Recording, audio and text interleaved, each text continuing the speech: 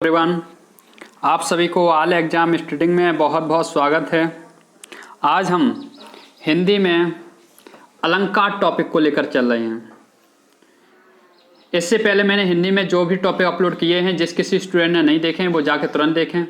उसका लिंक जो है मैं डिस्क्रिप्शन में दे देंगे, वहाँ से आप देख सकते हैं। हमारे चैनल को ऑल एग्ज़ाम स्टडी जो ऑल एग्ज़ाम स्टडी चैनल है हमारा, उसको लाइक शेयर बस सब्सक्राइब करना ना भूलें और उसके साथ बेल आइकन को भी क्लिक कर लें। ठीक, अलंकार जो वीडियो है हमारी, ये ज़्यादा बड़ी भी हो सकती है, लेकिन एक ही वीडियो में ये अलंकार जो है पूरा टॉपिक में समाप्त कर देंगे। देखिए, अलंकार शब्द का शाब्दिक अर्थ होता है आभूषण, आभूषण या गहना। आभूषण या गहना, आभूषण होता है या गहना होता है।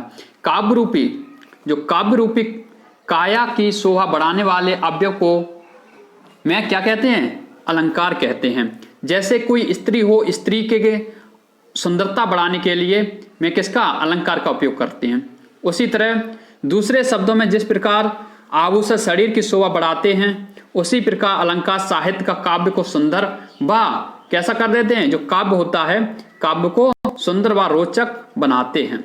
ठीक, आगे देखिए, अलंकार के तीन भेद होते हैं।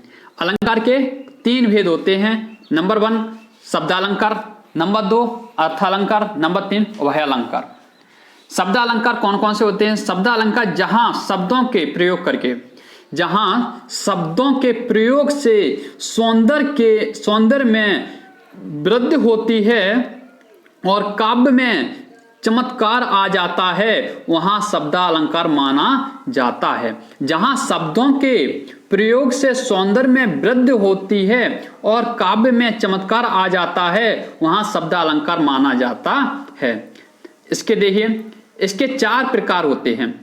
जो शब्दालंकार उसके 4 प्रकार होते हैं। नंबर 1 है अनुप्रास अलंकार, नंबर 2 श्लेष अलंकार, नंबर 3 यमक अलंकार, नंबर 4 वक्रोक्ति अलंकार। ठीक, अनुप्रास अलंकार देखिए, अनुप्रास अलंकार क्या होता है?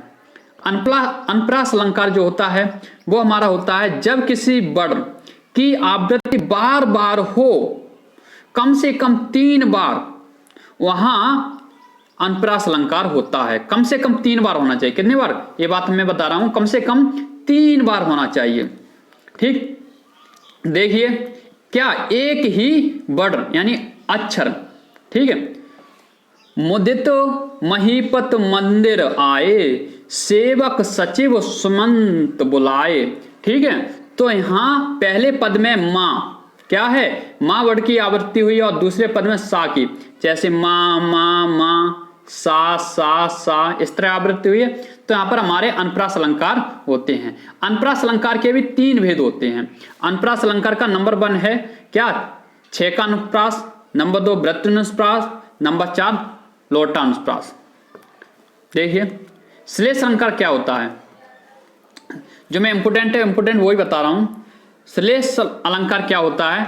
जहां कोई शब्द एक ही बार प्रयुक्त हो, किंतु उसके प्रसंग में भेद हो, भेद में उसके अर्थ, उसके प्रसंग भेद में उसके अर्थ एक से अधिक हो। जैसे एक शब्द है लेकिन उसका अर्थ कितने हैं? उसके अर्थ कई एक हों, एक से अधिक हों, तो वहां पर हमारा क्या आ जाता है? श्लेष अलंकार आ जाता है। जैसे रहेमन पानी राखिए, बिन पानी सब सून, पानी गए उबरे मोती मानस चून।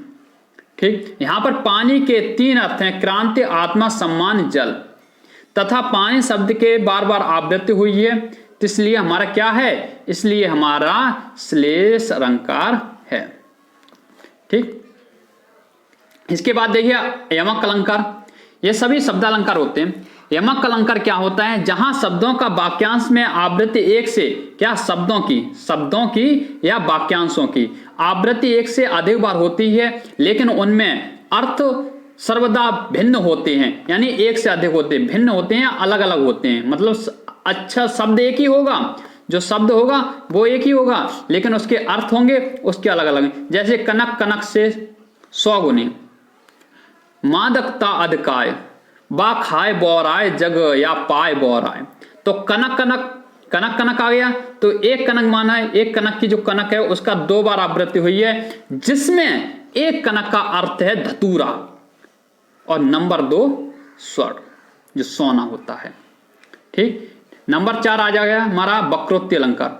वक्रोक्ति अलंकार क्या होता है? जहां किसी बात पर वक्ता या श्रोता की किसी उक्त से, यानी कि इसकी वक्ता, इसकी यानी कि बकवास करना, ठीक है, संबंध में अर्थ कल्पना में भिन्नता का आभास हो तो वहां वक्रोक्ति अलंकार आ जाता है। सीधी बात है, बकवास। कहां भिखारी गयो, कहां भिखारी गयो यहां ते, करे तो तुम पति पालो। कैसी बकवास हो रही है? कहां भिखारी गयो यहां ते, कहां भिखारी गयो यहां से, जो यहां ते भिखारी है वो कहां गयो है, करे तो तुम पति पालो, और कैसो करे तो पति पालो, अगर जो नहीं किया तो उसने क्या था, पति पालो, यानी कि इसमें केवल बकवास होती है। ठीक है, इसलिए वक्रोक्ति अलंकार। अर्थालंकार क्या होता है? अर्थालंकार जिस वाक्य में पंक्ति में अर्थ के कार्य चमत्कार या सुंदरता उत्पन्न हो उसे अर्थालंकार कहते हैं।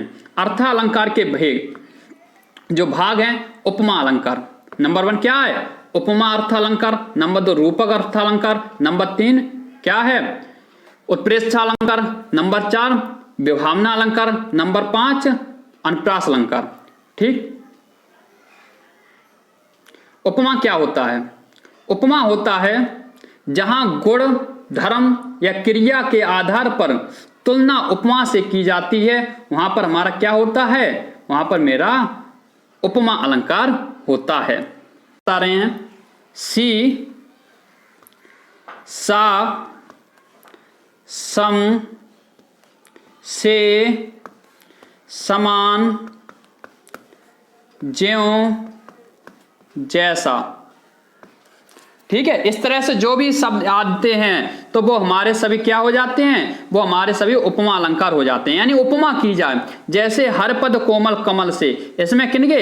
हरि पद, हरि के जो कमल यानी कि वो कैसे कोमल कमल से हैं, जैसे हरि के प्रभु के जो पैर हैं वो कैसे कोमल कमल से हैं। ठीक है, से आ गया, सी सा सम समान, ऐसे अगर शब्द आ जाते हैं तो हमारे वो उपमा अलंकार होते हैं। ठीक है, और जिसमें तुलना की जाए, सीधी बात, जिसमें तुलना की जाए, कमल से तुलना की गई ये पैरों की। ठीक है, देखिए आगे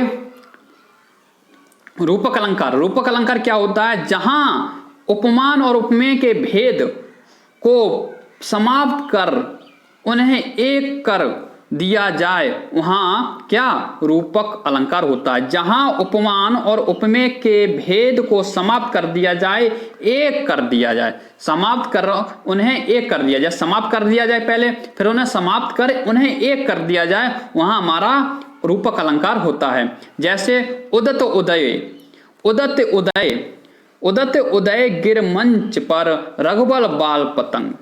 उदत उदय मंच पर आए हैं और रघुबर बाल पतंग, कैसे पतंग लेकर। ठीक है, बिग से संत सरोज सब हर से लोचन भ्रंग, वहां पर बिल्कुल समाप्त हो गया, फिर यहां से दोबारा स्टार्ट हो गया।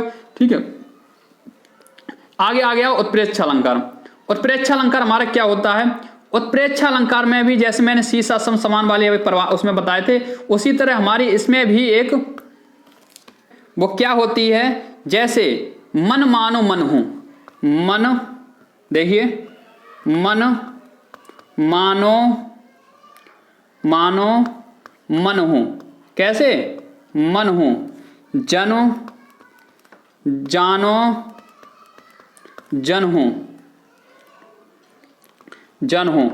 इस तरह से मन मानो मन हूं, जन जानो जन हूं, इस तरह के जो भी शब्द आते हैं तो वो हमारे उत्प्रेक्षा अलंकार होते हैं। जैसे इसमें देखिए, इसमें जो है वो क्या है? सोहत ओढ़े पीत पट श्याम सलोने गात मनहु, मनहु आ गया, मनहु नील मड़ शेर पर आतप परयो प्रभात, तो इसमें क्या आ गया? मनु आ गया। इसलिए जन जानो जन हूं, जन जानो जन हूं, और मन मानो मन हूं, इस तरह के जो शब्द आ जाते हैं वो हमारे उत्प्रेक्षा अलंकार, वो उत्प्रेक्षा अलंकार होते हैं। ठीक, इसकी जो है ये आप लिखते भी जाएं।